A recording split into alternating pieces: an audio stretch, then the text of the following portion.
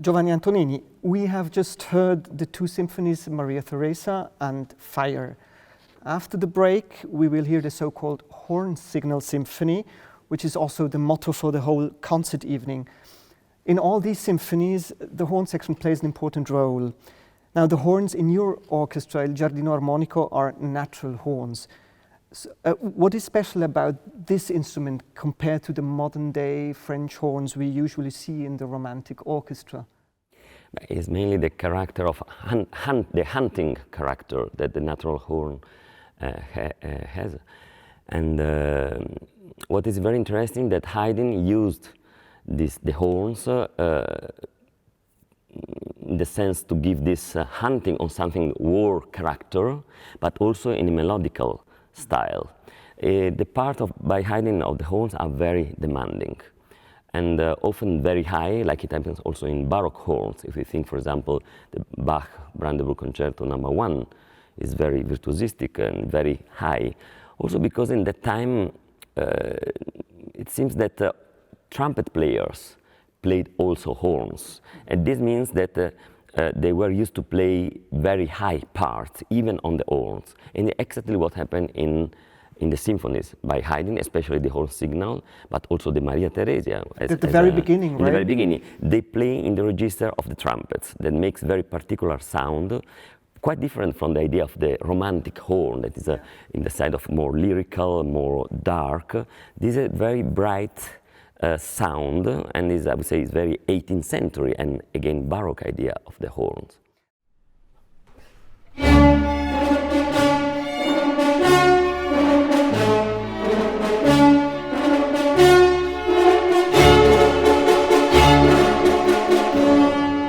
You mentioned before that it's very demanding. So is the natural horn more challenging to play than the Wauf horn, the Ventil horn? Absolutely, because they just use the natural harmonics and they correct with the hands, but they don't have any valves like in the modern horns, where the notes are much more, let's say, there. Each note, in some way, in the natural horn must be really created. So by the lips and by the lips, hands. combining, yes, with the movement of the hand in the bell. Yeah. Yeah, and let us briefly turn to Haydn's situation as Kapellmeister at the Esterházy court. Does this prominent use of the horn section also have to do with this circumstance? I mean, did the instrument have a special significance, an overriding significance at court?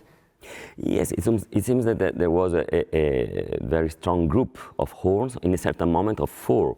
At one moment, one was dismissed, or I don't remember if one died of the horn player. And Haydn was always interested to have more possible wind instruments, in a way also to make experiments in terms of orchestration. And, for example, the flute also has also an important role.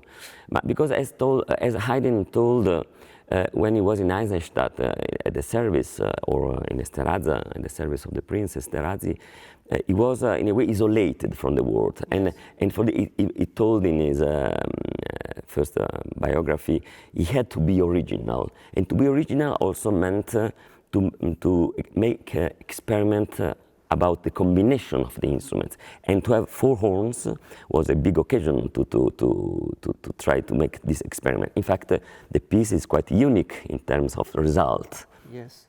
So let's turn to this symphony number 31. Could you tell us where exactly is this famous horn signal heard or located in the score that we can? I would say in the beginning.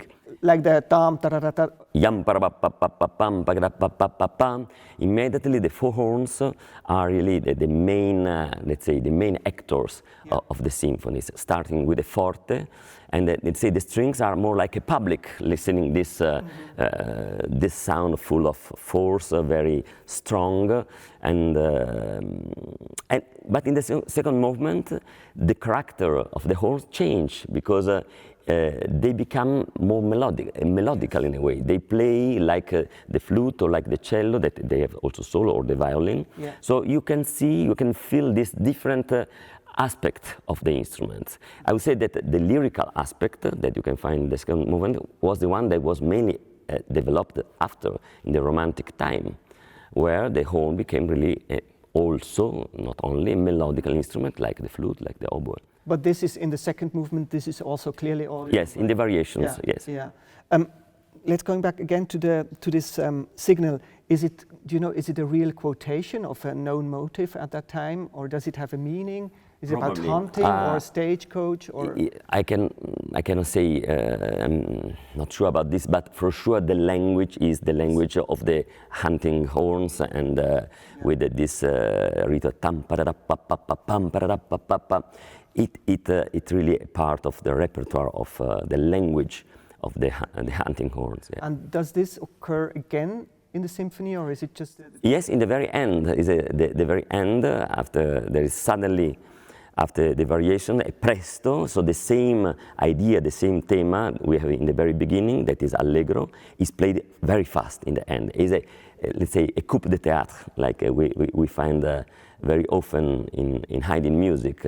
Everything stops, and this presto very fast, very short, and with accents that are unexpected, because he put accent on the second beat. On a different... Yes. Yeah. So it's this idea that we find very often in Haydn, to provoke a disorder rhythmically, and then to come back to a certain order in the end. This is one of the main a way to proceed in Haydn composing.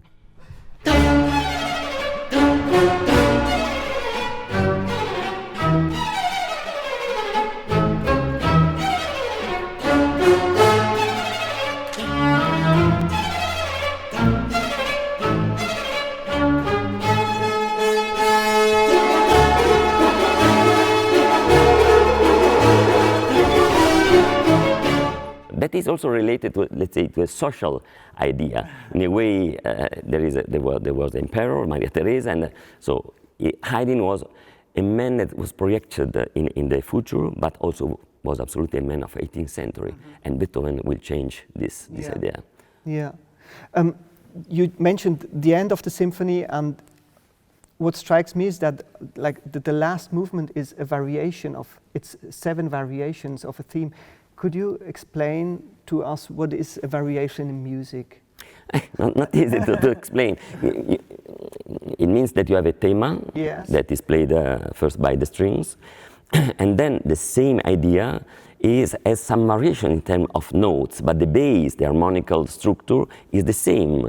And also melodically, some instruments make variation, they change the notes of the melody, but they turn around this melody we listen in the beginning. And what's interesting that you have a variation of the violin, of the cello, of the flute, of the horns.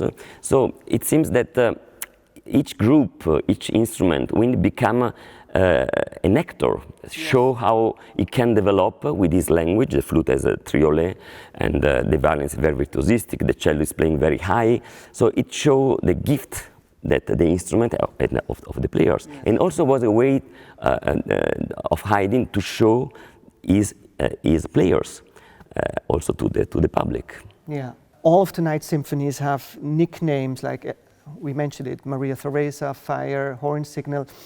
Can we assume that these designations are a sign of special popularity of the works, or would you say, is it just to distinguish them? Considering the huge amount of symphonies he has written?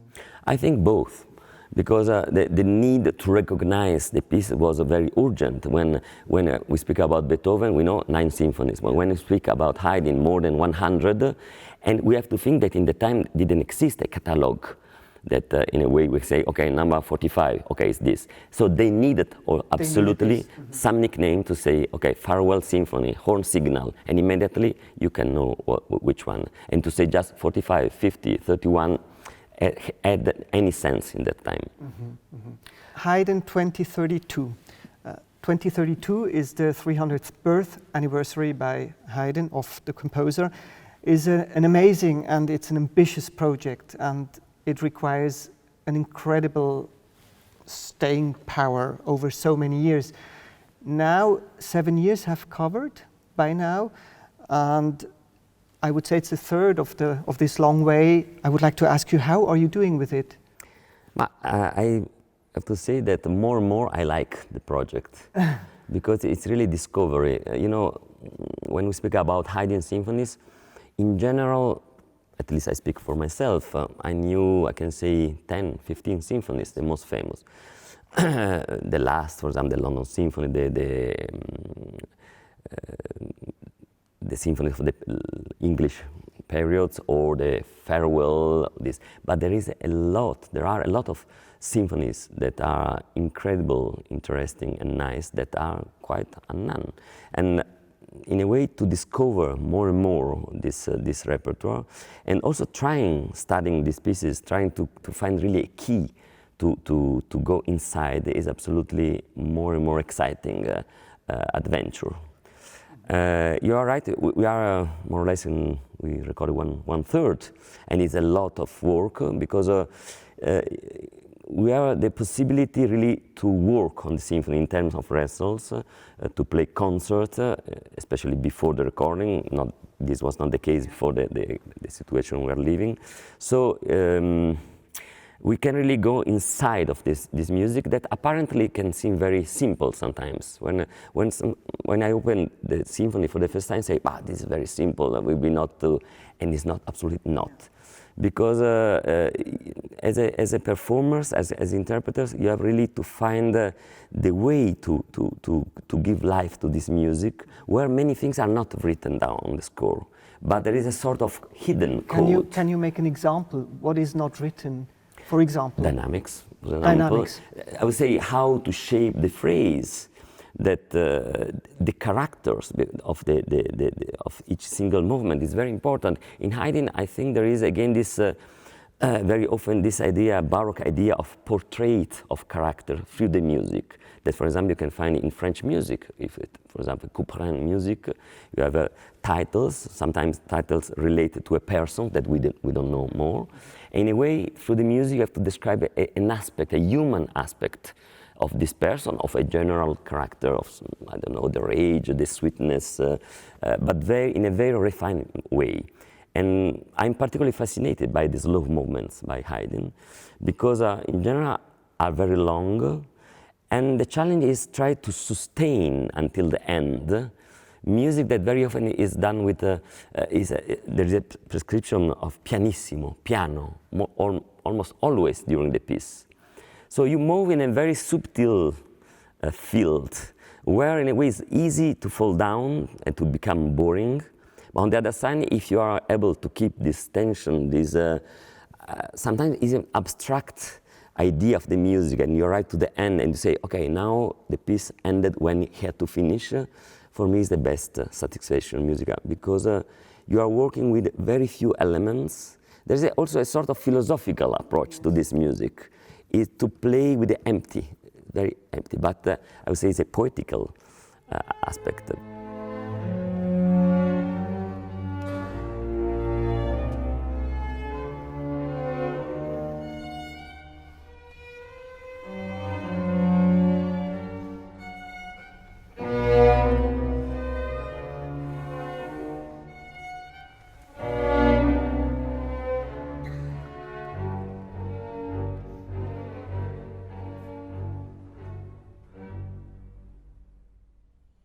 Mentioning also these long movements, how do you deal with repetitions? I try always to do the repetition, because I saw that when Haydn don't want, especially the second part repetition, he wrote. So there is a sign of to repeat the first part, second part, and sometimes it happens that there isn't, and more often there is. So the first approach is to say, okay, let's try to do all repeats, and then if you really arrive and say, it's really too long, I think, there is something wrong in the tempo, for example, because also adagio can be a little faster than normal, and you can sustain both repetitions. But if adagio you start very slow, of course you cannot do both. So it's a question of, again, of theatrical timings. And would you do the repetition slightly different? I try, but a very small difference. So there is a rhetorical idea, let's say, to tell the same thing in a different way. Not only piano, not only what I play a little more the first time I do piano the second time, but in terms of agogic, I slow down a bit, just micro variations. That in a way people is not aware that what's happening, what is different, but the goal that is that finally the piece is sustained until the end in terms of attention, in terms of music attention. I see.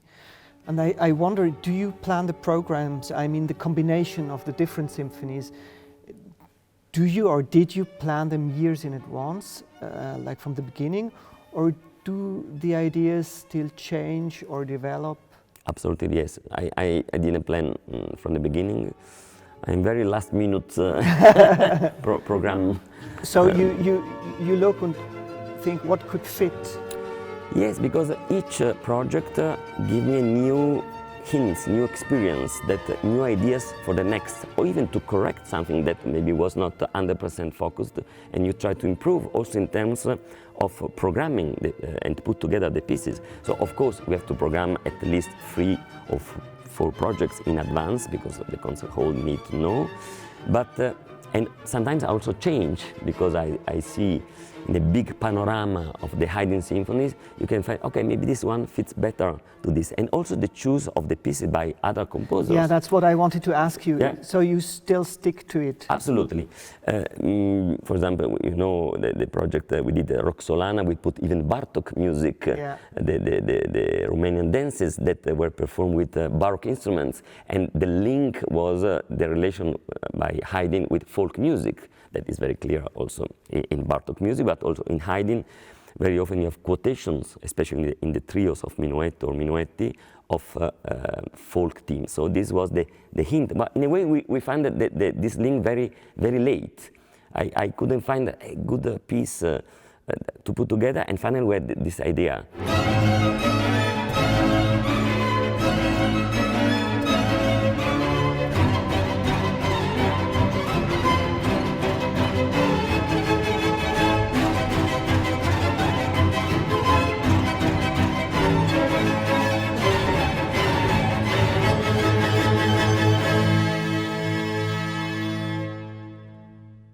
So it's not a must, because sometimes you have pure Haydn programs, but you, from time to time, you like to insert. Absolutely. I prefer when I'm able to insert some music by other composers. For example, in the next project, with the symphony Le Matin, Le Midi, Le Soir, we put the Serenata Notturna by Mozart, because we have the first symphony, number 6, is Le Matin, the morning. The midi and the evening, and Mozart wrote Serenata Notturna, the night serenade. Yeah. So it's in a way, it's not a strictly musicological relation. It's more in terms of idea, thematic, and sometimes I feel that a piece can fit very well to Haydn, but I don't know yet why. So I start with my instinct first, and then I try to give a reason to this, and very often I find a reason that maybe is not evident in the first moment, but there is. Yeah, yeah, and I think it's also really nice for the audience to have other composers, also sometimes less known composers. Absolutely. So it's also discovery. Yeah. But for example, in this project, the Hornsignal, we will not play tonight in this piece, but we recorded a trio by Telemann. For recorder, that is my instrument that I played, and horn and basso continuo. And I put this piece because it's quite unusual to think the horn together with the recorder, because the recorder is most delicate instrument, together the horn that is can be the most powerful. But it's very interesting is to show again another aspect of the horn, that is not only the hunting, it's not only the horn signal, but is even able to play soft as a recorder. And Telemann is interesting because was another composer that was absolutely interested in strange combination of instruments. Telemann wrote for every combination of instruments, and very close to Haydn's interest for unusual combinations and experimental approach. Why didn't you perform it?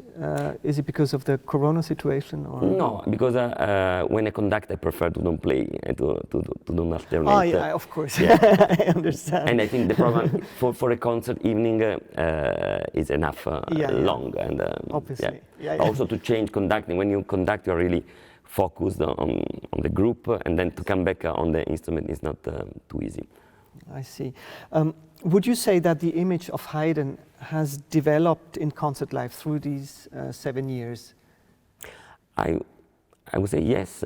After we start to do this Haydn, I see much more also from the other groups, other ensemble, orchestra, performing Haydn, and I'm very happy because. So you can also observe that concert promoters have become more open and curious about it? I would say yes, because I think Haydn is quite underestimated composer. When you see, especially in the past, in the programs concerts, sometimes you see Haydn symphony to open the concert, and then Shostakovich or Tchaikovsky. And for me, too often in the past, Haydn sounded a bit like a warm-up piece. And sometimes musicians didn't like this music, especially minuetto. I find that the orchestra in general, they hate minuetto. But for me, the problem is not in the music, but in the way to perform. If you try to find this character, this miniature character, in a way, minuetto is very short, minuetto, trio minuetto, but could become really a word of description of character, of gestures. But of course, we have to go beyond the notes, yes, much more. And also the rhythmical aspect.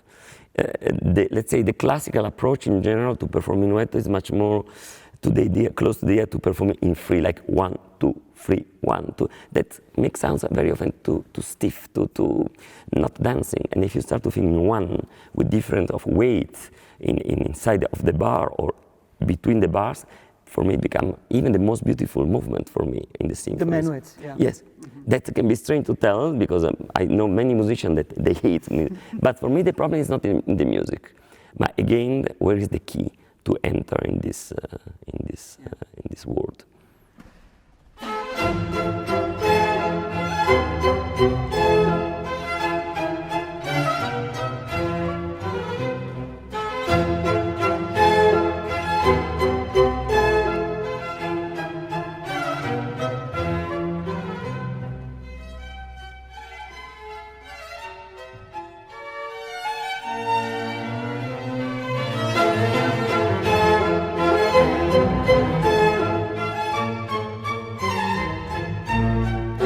You have the two orchestras, Kammerorchester Basel and Giardino Armonico. Si. So you do one program per year with each orchestra? Not exactly. We have sometimes a group of projects also for practical reasons, because maybe one time a group is already booked with other projects, so we try to share with the two groups. But also it will happen that we will put together the two orchestras. So it will be in January of next year. For the bigger symphonies, let's say for the London period, where Haydn used a much bigger orchestra compared with the orchestra he had in Eisenstadt. So it will be the first time to put together. It's very interesting because I work independently with both groups, but never the groups met together. So we see a new adventure. I'm sure will be fantastic because I know very well both, and it will be very nice to do together. Do the orchestras have do they distinguish in sound?